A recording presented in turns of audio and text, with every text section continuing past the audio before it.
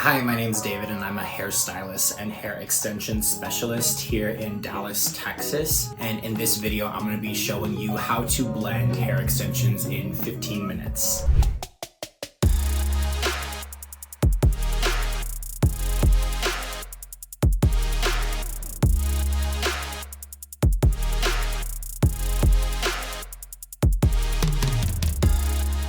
Now, this is a service that can cost anywhere from $60 to $100 depending on where you're located, and it definitely counts as a haircut. So stick around to the end to find out how you can make an extra 60 bucks in 15 minutes. So when my clients come to see me, they're coming to address a specific issue or problem that they may be having. Now, with this particular client where I'm teaching you how to blend extensions, she's coming to me because she has a weft that is definitely shorter now than her hair at this point. Her hair has definitely grown much longer than the length of her weft, which is a good thing. We want our hair to grow while we're wearing extensions. But at this point, she just wants her extensions for thickness, not necessarily length. And she doesn't want to have to spend over $1,000 on new virgin human Remy hair extensions. So with this client, I'm going to be showing you how I blend those extensions that she has already to save her some money at the end of the day. Now, in order to do this service, I'm going to be using two different techniques that I'm going to show you up close before showing you myself doing it on the actual client. That way you can see exactly what it is I'm doing. Because when I'm performing this service on the client, it's a very quick, swift motion that I'm doing with my shears. But to do this, you do need a good set of sharpened shears. If your shears are dull, it's not gonna have the same effect for it. So you do wanna make sure that your shears are sharpened for this. Now, the two techniques that I'm gonna be doing are called point cutting and notching, both of which have two different movements that you're doing with your hand. So let's get up close and see exactly what it is I'm doing, what the exact movements are that I'm doing with my hand, and what they actually do to the ends of the hair. So here, if you notice this sample of hair, it's cut very bluntly right here. So I did this on purpose, that way I could show you these two techniques and how it makes it so much softer in the end. So the goal here is to diffuse this kind of a line, because we don't want this peeking through on the client's hair if her hair comes out longer than her extensions. Now, for this first technique, point cutting, what I'm going to be doing here is I'm going to be grabbing enough hair that I can make sure that my section of hair that I'm holding is just enough to keep in between my first finger and my knuckle. When you have your section, you'll then go and curve your fingers out. Now, what that's going to do is it's going to fan out the hair and make your cuts more precise. Now, when we go in and point cut, there's many different ways that we can do this, but point cutting in essence means holding your shears at a point with the point facing your knuckles. Now, how you hold your shears, whether that's a 90-degree angle or at a 45-degree angle, is going to determine what the end result will look like or how soft those ends will be. Now, if you want it softer, you'll go at more of a 45-degree angle. If you still want to keep it pretty blunt, you'll go in at a 90-degree angle. Now, because I want to remove most of that weight, I'm going to be going in at a 45-degree angle and making my cuts. Now, when you're done point cutting, you'll notice that you have these highs and lows, making kind of little mountains on the ends of the hair. Now, this is what's really going to go and diffuse that line for you at the end. After I go in at my 45-degree angle, then I'll go in at my 90-degree angle and then just continue to soften out wherever I see it's a little bit more bulkier.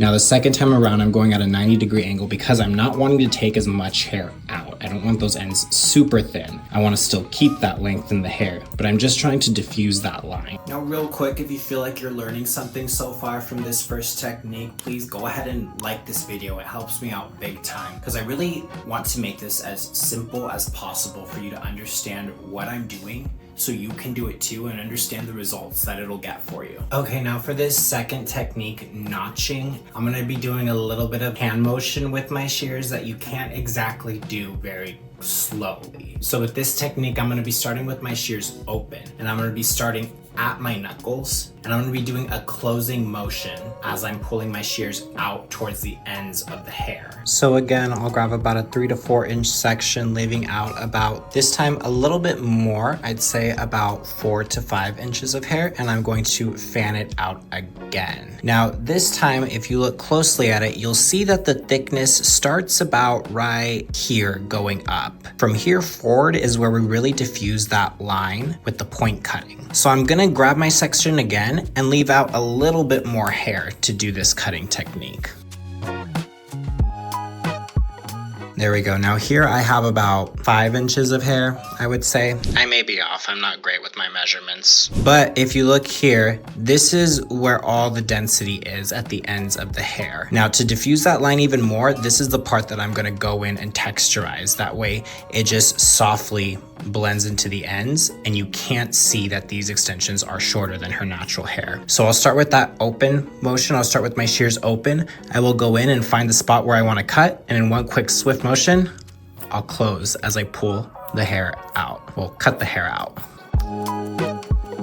And this I'll repeat 2 or 3 times as needed. In between sections, you'll drop the hair. In between cuts, you'll drop the hair. Check your section. See how much it's diffused, how diffused that line is. And then you'll go in and just cut more if you feel like you need to. Now this is what the ends of the hair look like after point cutting and notching and adding that extra bit of texture. So this is really gonna be a lot more diffused, and it's a line that won't peek through her natural hair, even though her extension will be shorter than her actual hair. Now for this client, these are the 2 techniques that I'm going to be using on her hair. Now her extensions are substantially shorter than her natural hair. These extensions weren't initially purchased by me, so I couldn't really tell what her length was when she first had them, but I could see that they were a really good quality. Whatever stylist she went to before, they got her some amazing hair. And purchasing new hair extensions can be pretty expensive. Human hair costs a lot of money. So because she just wants her extensions for thickness, she can still use this hair as long as we can